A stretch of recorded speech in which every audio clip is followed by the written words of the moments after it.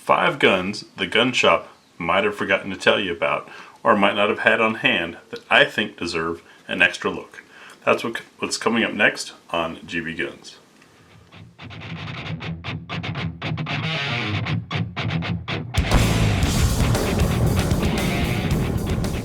So these 5 are all, in my opinion, excellent guns that aren't getting the attention they deserve, so I'm going to do a little reminder. I do have complete tabletop field strip videos and shooting impression videos and tests, as well as articles on all 5 of these.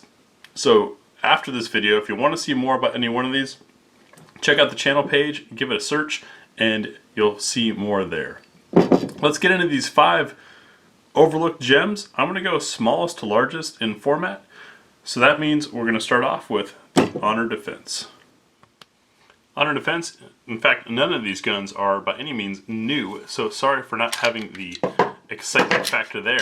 But like I said, these are all guns that I think deserve more attention than they're getting. The Honor Defense Honor Guard is a single stack 9 from the craze when everybody wanted a single stack 9. And small company doing their own thing came out with something that was everything everybody wanted and was doing to their other guns all in one, and yet for some reason didn't get nearly the attention it should. We've got these grip modules. These are frames. In fact, the whole gun comes apart. If I can remember how to do this, haven't taken one apart in a while. No trigger pull required to take it apart. We've got a target crown on the barrel. We've got these kick-ass serrations all the way around, a nice bright front sight. This is all how it comes stock. And then let's see, this comes out. The trigger module is the serialized part, much like Sig Sauer made popular, but here it is being done on the Honor Guard, and that means this is the firearm. That's the part that gets registered. So you can swap out these grip modules to all kinds of different colors easily as you want. If plastic ever breaks, because let's be honest, out of all these things, the first thing to break would possibly be the plastic. Cheap and easy to swap. They even have a standoff device. They have different barrel lengths, all kinds of different options with this really nicely done texturing. You've got ambi magazine release that is stiff enough to not get bumped accidentally, and really just a great platform. This is the plussed up 8-round magazine. Of course, like most other companies, they have all the smaller sizes there. These plates here that popped out are where a manual safety would be if you wanted that.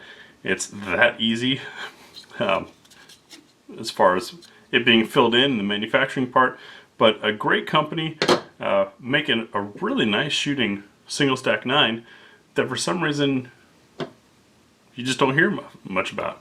Go ahead and check out the Honor Defense Honor Guard review on our channel page. Moving up in size, we've got the Walther PPQ SC, or their subcompact. Everything you love about the PPQ, but in a smaller size. This is a 10-round mag. It also has, I think it was a 13 or 15-round magazine. Carried this gun for quite a while until, well, simply my holster fell apart. But great gun. You got that Walther ergonomics, the Walther trigger in a smaller size.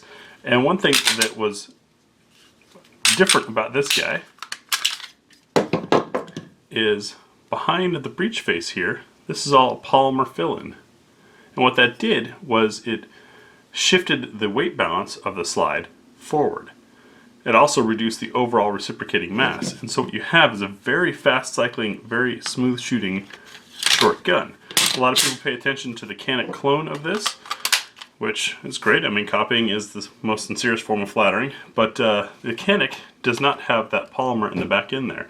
And this is a very flat shooting, comfortable, lightweight gun that I was happy getting 2.5 fingers on here, because my 2 fingers that are on there are really on there. It's not just kind of a barely hold. So flat shooting, lighter weight, more compact, subcompact if you will, version of the PPQ SC. For some reason it came out and didn't get the attention it deserved. Next, let's step up to the 15 rounders. This is the Steyr M9a1. Obviously originally intended as a duty gun. It is a little bit large for its capacity, but you notice it's got a very deep angle here. It's a very wrist forward kind of shooting that makes for a very comfortable grip and lets you get your hand way up in there. There's barely any slide coming over the top of you. You've got an excellent trigger.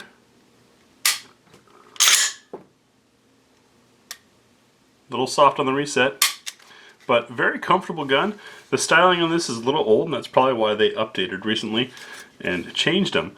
But great shooting gun, very reliable, very comfortable, and definitely something unique. It draws attention at the range, no questions about that.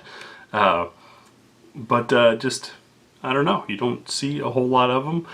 Finding a holster can be a little different.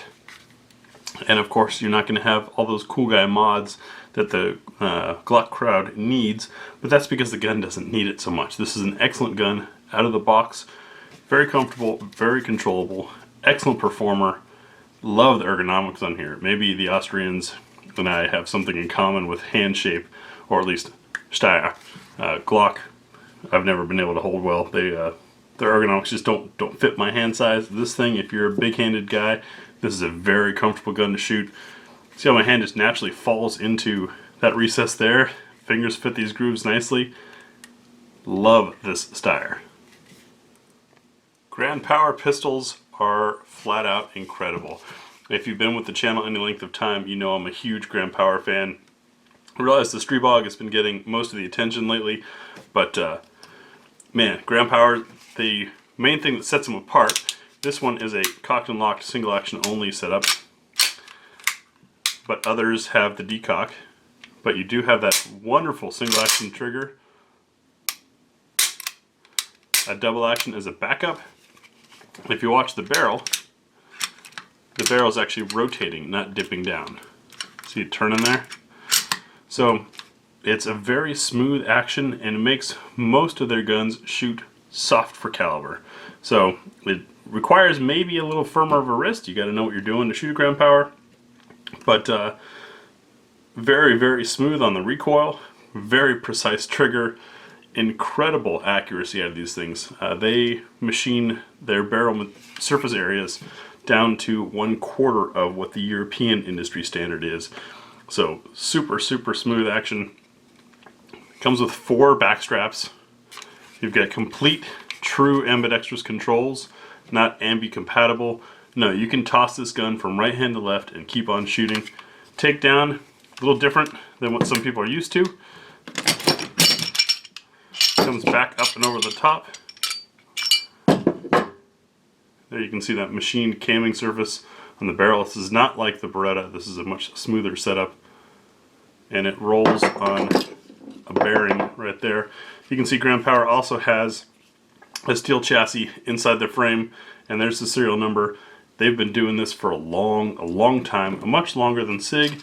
They just didn't make a big stink or marketing campaign out of it. But incredible guns. And our big beefy guy here, the IWI Masada, 18+1 round capacity. Interchangeable back straps that, like the Grand Power, also change the sides, so you get a full change in the way your hand interacts. Very comfortable pistol, very handsome construction. Pretty darn nice trigger. These were announced. Oh, and you got the optics cut there. Announced a little early for the US side. Got announced when the announcement hit Israel, and then it was about 2 years before they came to the US.